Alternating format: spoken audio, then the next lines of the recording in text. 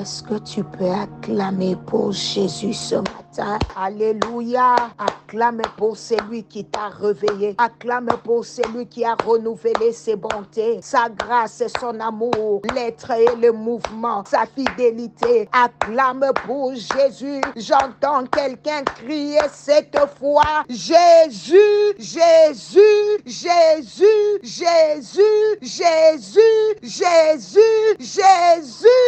Acclame pour le Seigneur. Accompagne cela avec des cris de joie. Alléluia.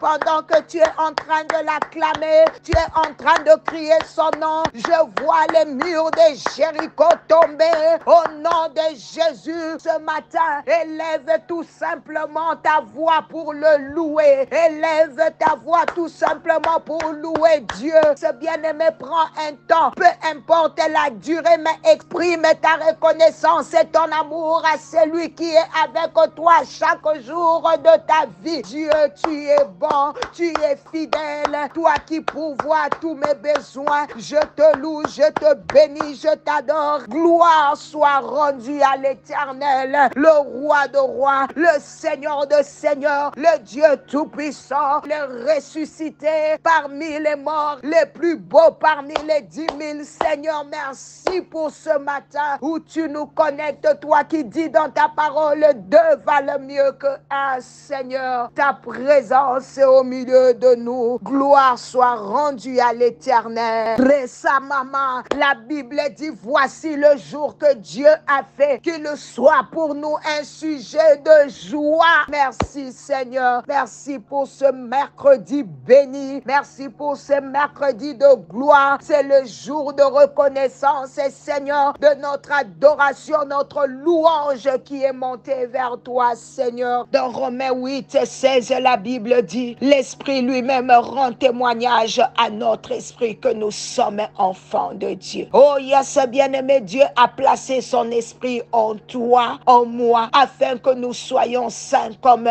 un enfant de Dieu. En effet, ce ne sont pas nos agissements qui font de nous un enfant de Dieu, mais notre simple foi dans l'œuvre de Jésus pour nous. Ne laisse donc pas la condamnation ou la culpabilité te décourager. Suis simplement le Saint-Esprit qui t'attire vers Jésus, te pousse vers la parole, t'inspire dans la prière. Quelqu'un est en train de dire: souviens-toi que Jésus n'est pas en train de scruter tes manquements, mais de prier pour toi afin que tu réussisses. Oui, je suis venu te dire que tu réussiras. Tu réussiras dans ce que tu es en train de faire. Tu réussiras dans tes projets. Tu réussiras ce contrat. Tu réussiras dans cette œuvre. Tu réussiras, bien-aimé, car tu n'es pas de la race de ceux qui échouent au nom de Jésus. Car une nouvelle saison se présente devant toi. Dieu donne à chacun de nous de rentrer dans une nouvelle saison, de prendre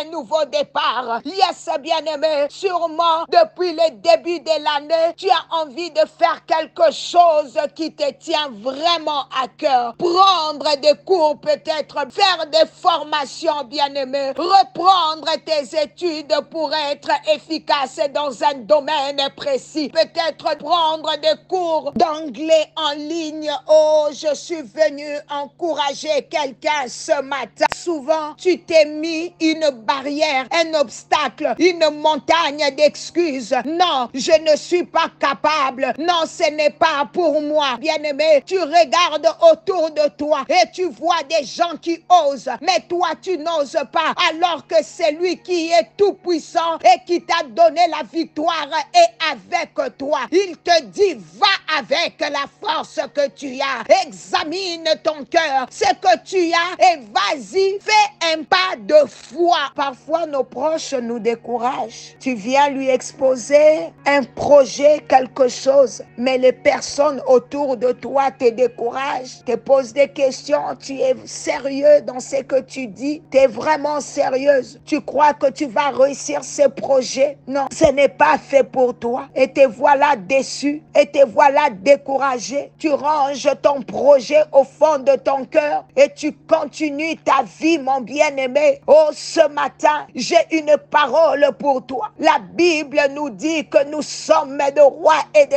reines du royaume des cieux. Alors, il est temps de porter la couronne de courage, la couronne de la foi, la couronne de la victoire, la couronne de la réussite, la couronne du succès. Sois cet homme, sois cette femme qui propage la folie de la foi. Montre au monde, peu importe ta situation, ce qui se passe autour de toi, que tout ce que tu entreprends réussit même dans un contexte compliqué. Car tu as posé les fondations sur Jésus, tu marches avec Jésus, tu vis pour Jésus, tu ne fais rien pour être bien vu ou pour recevoir des honneurs. Alléluia. Mais tout ce que tu fais, c'est parce que la foi te donne la force de le faire. Je suis venu te dire, toi qui t'es déjà découragé, tu avais des ambitions, tu étais ambitieux, mais tu as baissé les bras parce que le découragement est venu par-ci, par-là. Je suis venu te dire que Dieu s'intéresse à toi. Il a des projets pour toi. Ne regarde pas l'apparence. Ne t'inquiète pas de ce qui se passe, de ce que les gens disent ou pensent, mais garde les yeux fixés sur Jésus. Laisse le Saint-Esprit te guider. Tu veux entrer dans cette nouvelle saison. Alors prépare ton cœur à recevoir de la part de Dieu. Tu veux faire partie de ceux ou de celles qui croient qu'ils sont plus que victorieux ou victorieuses. Alors déplace ton regard du monde, des faux semblants vers celui qui donne au-delà de nos espérances. Dieu a pour toi les projets de paix et non les projets de malheur. Le Seigneur va te soutenir dans ce que tu veux entreprendre. Alors vas-y, va avec la force que tu as. Et pour certaines personnes aussi, leur grand obstacle, leur grande barrière, c'est leur passé. Alléluia. Quand tu regardes les échecs du passé, tu ne veux plus essayer. Tu ne veux plus jeter les filets à nouveau. Laisse-moi te dire que cette fois-ci, si tu jetteras le filet, ça sera sur la parole de Dieu. Comme il avait dit à Pierre, jette le filet. Malgré ce qui s'est passé toute la nuit, Pierre a osé. Dans Ésaïe 43, 18 à 19, la Bible dit, ne vous rappelez plus des événements passés. Ne considérez plus les choses d'autrefois. Je vais réaliser une chose nouvelle. Elle germe dès à présent. Ne la reconnaîtrez-vous pas? J'ouvrirai un chemin à travers les déserts et je ferai jaillir des fleuves dans les steppes. Le passé peut être un obstacle pour notre présent. Surtout que ce passé refait surface à travers une personne, des paroles négatives ou encore par des situations blessantes. Mais ce matin, Dieu te donne une parole qui va engendrer un changement profond dans tes pensées, dans ton comportement, dans ta vie. La Bible nous dit de lire la parole de Dieu, de la méditer, de la garder dans notre cœur jusqu'à ce que cette parole, cette force démonte, brise les murs, les chaînes qui nous lient, jusqu'à ce que cette parole nous positionne dans un angle nouveau, une perspective nouvelle, jusqu'à ce que tu puisses